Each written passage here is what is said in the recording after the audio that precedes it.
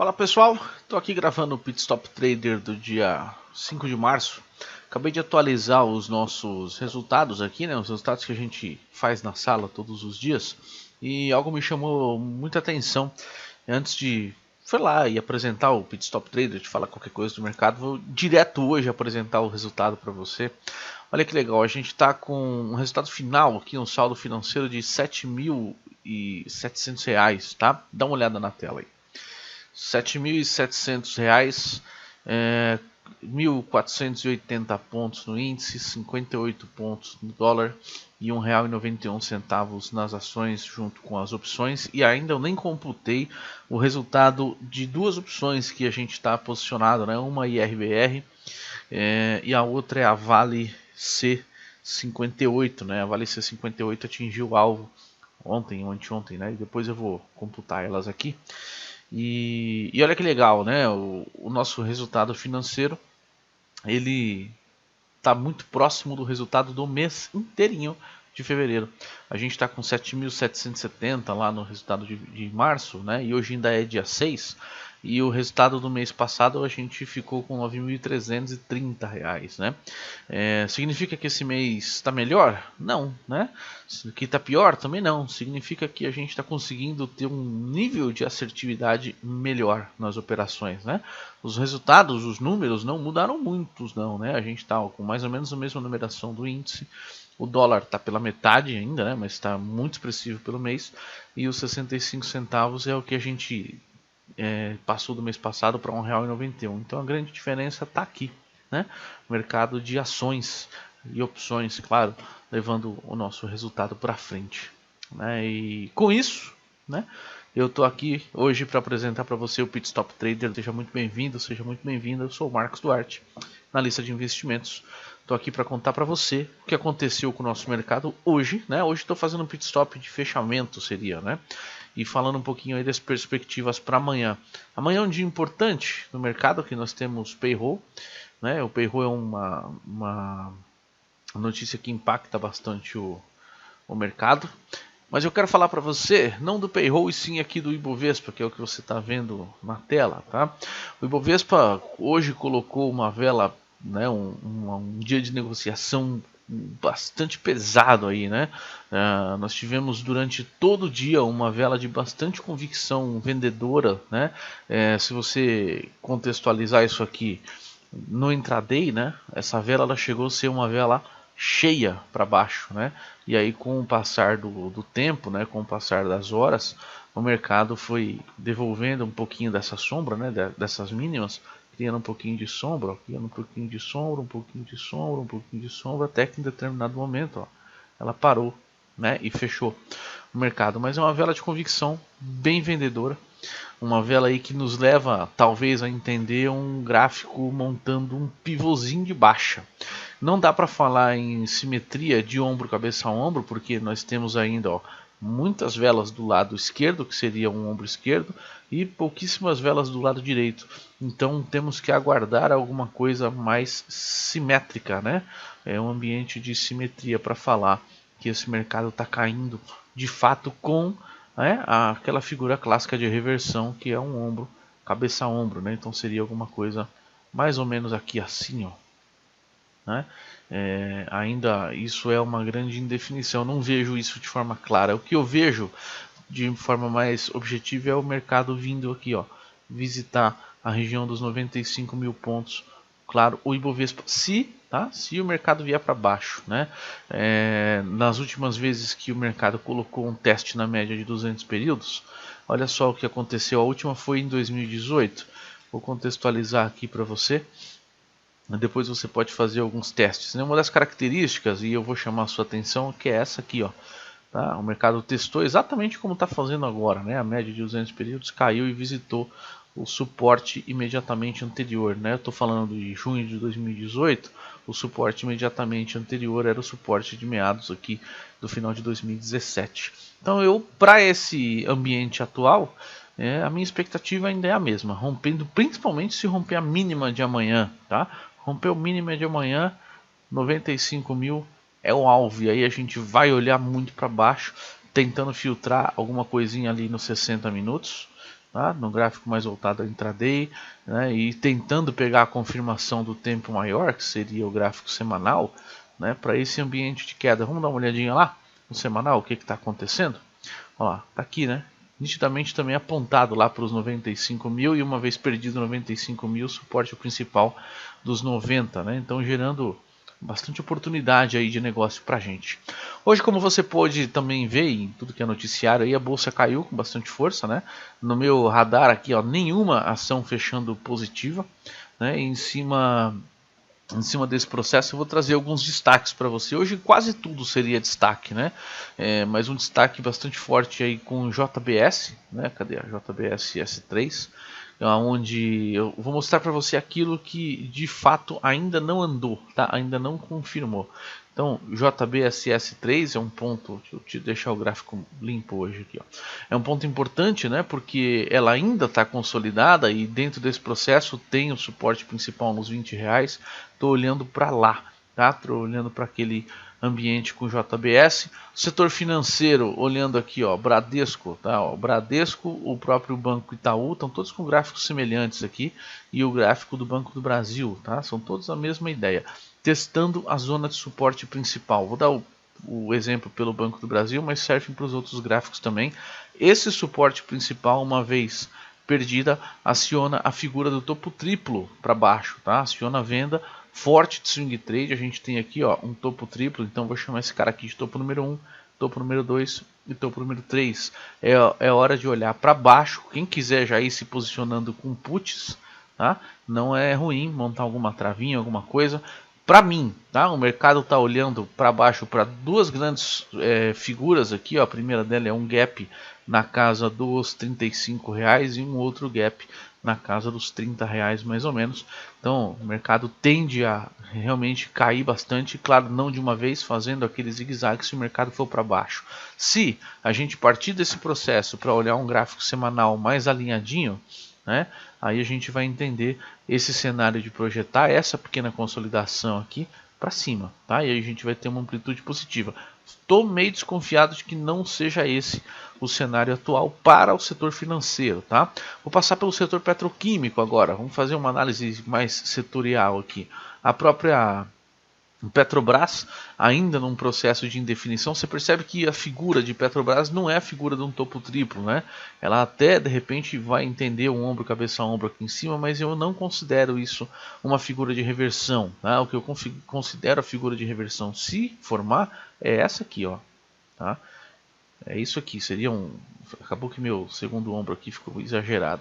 Seria alguma coisa nesse segmento aqui, ó, nesse sentido para baixo, tá? Então eu entendo que esses topo triplo ou esse ombro cabeça a ombro que você está vendo aqui, isso aqui é do gráfico de menor período. Isso aqui talvez seja no 60 minutos ou num tempo intermediário a esse, um tempo menor. Mas a figura gráfica maior é que prevalece, a figura gráfica do tempo branco.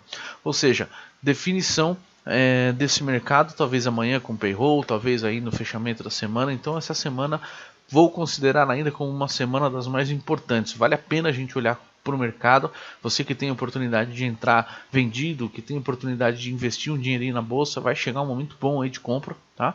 Eu acho que seja para projetar o mercado para uma nova máxima ou para perder e visitar mínimas aqui, por exemplo, dos R$ 20, no caso da Petro, eu acho que vai gerar muita oportunidade. Se você tiver condição, deixe tudo engatilhado aí para entrar no mercado de uma forma bastante evolutiva. Vou passar aqui pela Prio 3, né, que é um outro ativo do setor, né, petroquímico também, né, e aí você já vê Prio 3, perdão, já num cenário mais comedido, né, você já vê a Prio 3 com uma zona de suporte a ser testado aqui na casa dos R$ 34, e é sobre essa a condição que eu vejo o ativo. Na prática, pessoal, o mercado ainda não correu de fato para venda como gostaríamos, né?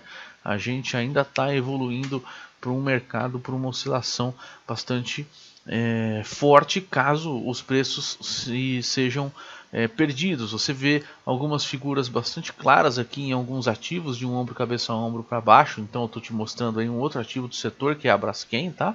BRKM5, o que vai gerar bastante oportunidade se realmente o mercado confirmar esse cenário, tá? É um cenário para ser alinhado ali no gráfico semanal, então a gente vai passar por essa correção do gráfico diário para atingir os objetivos do alvo do gráfico semanal, que num futuro próximo, uma vez visitado aqui a zona de suporte, olha só, né, fez a perna de tendência, perna de correção, se realmente parar aqui no ambiente de suporte, a gente projeta, né, toda essa onda 1 para cima aqui, ó, né, fazendo um cenário mais forte aqui de ondas, né, e projeta isso aqui, e aí sim o mercado, depois desse respiro, começa a atingir uma outra ideia positiva. Vou passar aqui com você por alguns ativos do setor elétrico, para alta, para máximas, novas máximas, além do próprio dólar, né, que a gente estava objetivando.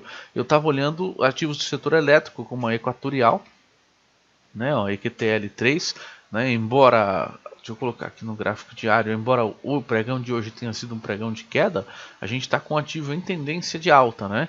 Vale a pena pegar o setor elétrico e ver e monitorar de pertinho para saber se isso aqui é um movimento, tá, de exaustão, é um movimento final aí, ó. Tá? Um movimento de, vou escrever no singular, exausto aí, né? Um movimento de exaustão para apontar tudo isso para baixo. E aí você novamente também visualiza, ó, a figura que pode ser formada aí, a figura de ombro, cabeça a ombro, né? Então o setor elétrico está bem interessante para a gente poder operar. A própria VEG aqui, ó, na formação, né? A CEMIG também em cima dessa linha, tá? E aí a gente vai olhando o mercado, a Eletrobras aqui, Eletmeia, ó. Tá? Então todo o mercado está mais ou menos com o mesmo padrão desenhado. Alguns com pivô de baixa, outros com ombro, cabeça a ombro, outros com fundo duplo, topo duplo, etc. Com alguma figura você vai encontrar. Um outro setor que eu vou deixar também para você dar uma olhadinha aí e estudar, na verdade são dois, né? Primeiro eu vou falar das construtoras, então falando aí de Cyrela. Cyrela é um ativo que está cotado aí a R$ 29,42. Esse ativo também na configuração para baixo, né, e olhando aqui um suporte na casa dos 24,70. Vale a pena, pessoal, a gente entender que todo esse cenário de venda é passível de confirmação. E quando a gente ganha com o mercado em queda, isso passa a ser de um cenário muito mais veloz. Eu vou passar pelos gráficos aqui, como já está explicado, para você ver, tá? O comportamento do ativo. Então, falando aqui um pouquinho de MRVE3, ó, a MRVE3 também num cenário bastante vendedor, com a ideia de toque na casa dos 16,50. Já passei por Cyrela, deixa eu descer um pouquinho aqui nas nossas construtoras. Exetec, tá? Também no mesmo cenário, então principal movimento para amanhã é essa ideia de rompimento para novas mínimas, tá? Claro que esse rompimento tem que ser aguardado pelo payroll, tem que ter confirmação do payroll, tá? Vamos trabalhar nessa linha. Então, além do setor de construção, além do setor petroquímico, o setor financeiro você já também está meio de olho aí. Eu não vou hoje falar do setor de consumo, vou só passar por ele, né? Então você está olhando ali lojas americanas, estou falando também de lojas Renner, olha só, tá tudo mais ou menos com o mesmo gráfico, tudo mais ou menos com o mesmo comportamento de preços. Magazine Luiza, que é um ativo bastante interessante para a gente poder operar vendido, caso o mercado confirme, a própria BTOW e Via Varejo depois agora, ó, e também a Vivara, tá? Ativos Viva 3 aqui, ó. Tá? É a Vivara. Vale a pena a gente ter a observância aí de alguns ativos de segunda linha, como por exemplo o Carrefour, né? O CRFB3, ó, também é um ativo bastante interessante, tocado aí a R$ 21,28. O próprio Burger King aqui, ó. Cadê? O BRKM5, BRKM5 não, é o BKBR3, perdão. Próprio Burger King, que está atingindo uma zona de suporte interessante, e aí você depois começa a estudar ativos tanto agressivos quanto defensivos com esse mesmo comportamento, pessoal. Vale a pena, tá? Vale a pena a gente separar um dinheirinho e olhar para essas condições, fechou? Vou passar aqui pelos melhores trades que fizemos hoje na sala e vou encerrar o nosso pit stop aqui falando do dólar, tá? Então é o seguinte, fizemos hoje o melhor gain foi no dólar, né? Tivemos um aqui de 36 centavos que foi na BTOW, trabalhamos com BTOW na venda, né? Voltando aqui para um gráfico mais de 15 minutos, a gente conseguiu participar de BTOW na venda, vendemos ela aqui na casa Só confirmar que vendemos ela aqui na casa dos 66,49, tá? 66,49, um ativo bem volátil, foi bem para cima. Perceba que o mercado fechou a 62, né? Uma queda muito expressiva.